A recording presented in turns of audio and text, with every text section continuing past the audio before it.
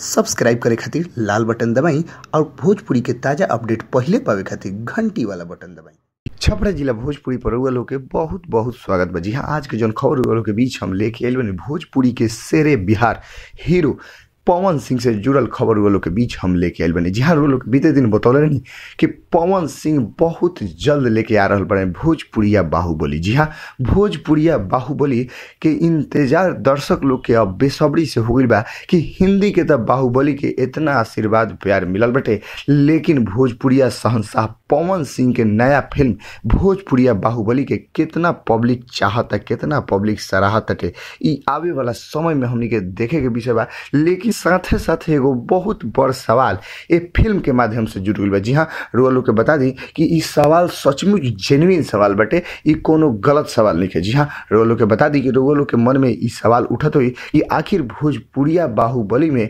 Heroine यानी अभिनेत्री के तौर पर कौन हीरोइन के चयन भइल बटे। जी हाँ, अभी रुआ लोग के बता दी कि लगातार ए फिल्म खातिर हीरोइन के सिलेक्शन हो रहल बा।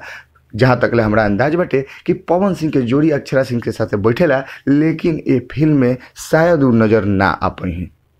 कुछ कारण बटे जौना वजह से भोजपुरिया बाहुबली में अक्षरा सिंह नज़र ना आई हैं। लेकिन अगर अक्षरा सिंह नज़र नहीं आवत तो उनका जगह पर की आवत हटे, यो बात सोचे वाला बा। लेकिन सारा लोग के ई दिमाग एक टकी लागल बटे आकि अक्षरा सिंह के जगह आखिर कौन हीरोइन ली पवन सिंह के साथे, केकर जोड़ी फिट बैठी, केकरा साथे पवन सिंह कंफर्ट महसूस करिहन। ई आवे वाला समय में हमनी के देखे के विषय बाटे कि आखिर भोजपुरिया बाहुबली खातिर हीरोइन के अगर सिलेक्शन हुई तो आखिर केकर हुई। जी हाँ, भोजपुरी के ताजा तरीन खबर वो लोग के बीच हमनी के ऐसे ही पेश करत रहसन। बस अभी लाल बटन दबा के सब्सक्राइब करी और घंटी वाला बटन